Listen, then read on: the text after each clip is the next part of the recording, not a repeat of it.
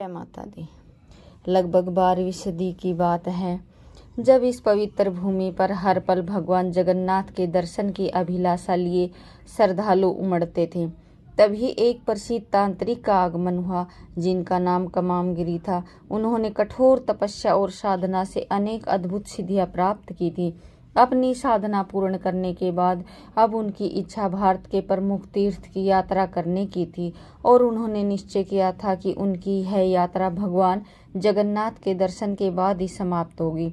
अपनी इस इच्छा को मन में लिए कमामगिरीपुरी पहुँचे। उन्होंने पवित्र मार्कंडेय सरोवर में स्नान किया, मन को शांत किया और फिर भगवान जगन्नाथ के दर्शन के लिए श्री मंदिर की ओर बढ़े। परंतु जैसे ही वे मंदिर के सिंह द्वार पर पहुँचे, उन्होंने देखा कि मंदिर के विशाल द्वार बंद हैं। उनके मन में आश्चर्य और निराशा का भाव उमड़ा। उसी क्षण एक अनुभवी पुजारी उनके पास आए और विनम्रता से कहा, अरे योगी बाबा, अभी भगवान जगन्नाथ अस्वस्थ हैं, इसलिए अगले 15 दिनों तक वे किसी को दर्शन नहीं देंगे। जब वे स्वस्थ हो जाएंगे तभी यह द्वार खुलेंगे, तब आप आइएगा और प्रभु के दर्शन कीजिएगा। यह सुनकर उस तांत्रिक योगी को अत्यंत आश्चर्य हुआ। उन्होंने अहंकार से भरे स्वर में कहा, क्या जो संपूर्ण जगत के नाथ है, जिनका शरीर दिव्य है, वह कैसे बीमार हो सकते हैं? अरे वो तो सबसे बड़े भगवान हैं। ये सारी झूठी मान्यताएं हैं जो आप सब ने पाल रखी है। मैं नहीं, यह बात मैं नहीं मान सकता और इन सब बेकार की बातों के आधार पर जगन्नाथ जी के दर्शन बंद करना अच्छी बात नहीं है। चलो दरवाज़ा खोलो, मैं अभी दर्शन करना चाहता हूँ। पंडित जी ने शांति से उत्तर दिया, अरे बाबा, शायद आपको नहीं पता, अभी भगवान जी आराम कर रहे हैं। हर साल ऐसे 15 दिन होते हैं जब सिर्फ खास पुजारी ही उनके पास जा सकते हैं और उनकी सेवा कर सकते हैं। किसी और को अंदर जाने की इजाज़त नहीं होती। यह नियम बहुत पहले से चले आ रहे हैं। यदि किसी को जगन्नाथ जी के दर्शन करने हैं तो उसे 15 दिन तक प्रतीक्षा करनी होगी। यही राजा का भी आदेश है और उनकी आज्ञा के बिना हम द्वार नहीं खोल सकते। यह सुनकर कमामगिरी ने राजा से मिलने का निश्चय किया। उस समय उड़ीसा में गंगा वंश के धर्मात्मा राजा कामेश्वर देव का शासन था। पुरी से लगभग 50 मील दूर सारंगगरा में राजा का निवास था। कमामगिरी तुरंत उस ओर चल पड़े। राजा के दरबार में पहुंचकर कमामगिरी ने आत्मविश्वास से कहा, हे राजन, मैंने अनेक वर्षों तक कठिन तपस्या करके अनेक दुर्लभ सिद्धियां अर्जित की है और अब मैं पूरे भारत के तीर्थों की यात्रा पर निकला हूँ। मेरी प्रबल इच्छा है कि मैं जगन्नाथ जी के दर्शन करके इस यात्रा को पूर्ण करूँ। किंतु आपके कुछ पुजारी ने मुझे यह कहकर रोक दिया कि इस समय जगन्नाथ जी बीमार है, इसलिए उनके द्वार नहीं खुल सकते। हे राजन, मुझे नहीं लगता कि ऐसी बातों की वजह से किसी भक्त को भगवान के दर्शन से रोका जाना चाहिए। आपसे विनती है कि आप मंदिर का दरवाज़ा खुलवाइए ताकि मैं भगवान के दर्शन कर सकूं। यह सुनकर राजा ने विनम्रता पूर्वक कहा, हे योगी बाबा, मुझे पता है कि आप भगवान के दर्शन करना चाहते हो और मैं आपकी यह इच्छा समझता हूँ, किंतु यह सदियों से चली आ रही एक पवित्र प्रथा है, इसे मैं कैसे तोड़ सकता हूँ?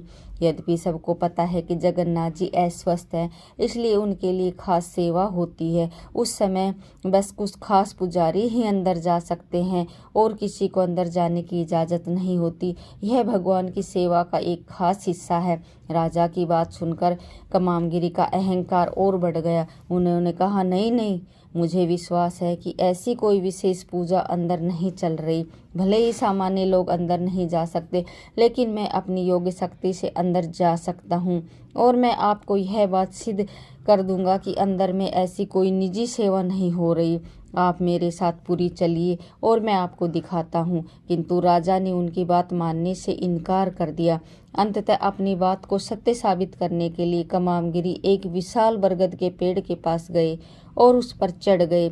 अपनी अद्भुत योग सिद्धि के बल से वे उस पेड़ पर सवार होकर आकाश मार्ग से पुरी की ओर उड़ने लगे। यह आश्चर्यजनक चमत्कार देखकर राजा कामेश्वर देव भी चकित हो गए।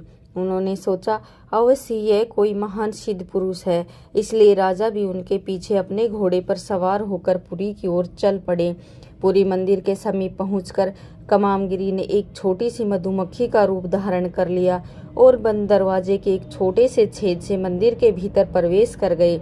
अंदर जाकर कमामगिरी ने देखा कि वहाँ एक बहुत ही सुंदर कमल का फूल था जो 8 पंखुड़ियों वाला था और उसके ऊपर एक दिव्य देवी बैठी हुई थी। कमामगिरी को उस देवी में कोई अजीब बात नहीं लगी, लेकिन क्योंकि वो उस समय मधुमक्खी बने हुए थे, उन्हें कमल का फूल बहुत अच्छा लगा और उसके अंदर चले गए। जैसे ही वे अंदर पहुँचे, कमल की पंखुड़ियाँ अपने आप बंद हो गई और कमामगिरी उसमें फंस गए। वो बाहर निकलने की कोशिश करने लगे, लेकिन कुछ काम नहीं आया। अब उनकी सांसें तेज चलने लगी थी और उन्हें समझ में आने लगा था कि उन्होंने बड़ी गलती कर दी। आखिर में जब कमामगिरी बहुत परेशान हो गए और उन्हें लगा कि अब वह बाहर नहीं निकल पाएंगे, तब उन्होंने भगवान शिव का स्मरण किया, जिन्हें वो कामेश्वर महादेव कहते थे। फिर उन्होंने भगवान जगन्नाथ से भी सच्चे मन से प्रार्थना की, भगवान मुझे माफ़ कर दो, मुझे अपनी शरण में ले लो। उसी क्षण अद्भुत रूप से कमल पुष्प की पंखुड़ियाँ खुल गई और कमामगिरी उसमें से बाहर आ गए और वापस उसी पेड़ पर पहुंच गए जहां से वो आए थे।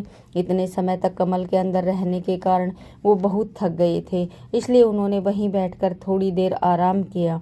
अब कमामगिरी को अपनी गलती का पछतावा होने लगा। उनके मन में सवाल घूमने लगे, अब मैं राजा के पास कैसे जाऊंगा, मैं उन्हें क्या कहूँगा। उन्होंने सोचा, मैंने तो एक बहुत पुरानी और पवित्र परंपरा को तोड़ने की कोशिश की थी।